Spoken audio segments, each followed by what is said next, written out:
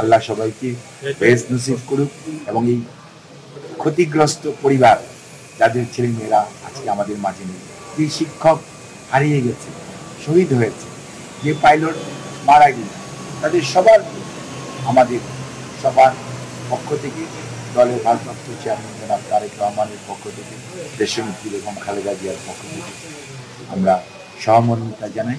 আমরা দোয়া করি আল্লাহ শহীদদেরকে বেহেশত নসিব করুক, ক্ষতিগ্রস্ত পরিবারকে আল্লাহ কষ্ট সহ্য করা তৌফিক দান করুক। বিমান বাহিনী অথবা সিভিল এভিয়েশন থেকে শুরু করে সবাই যার যার দায়িত্ব যথাযথ, ইভেন আপনার যে অঞ্চলে হয় সে এলাকায় যারা প্ল্যানিং করে তাদেরও যার যার অবস্থান থেকে দায়িত্ব সঠিকভাবে পালন করা হয়।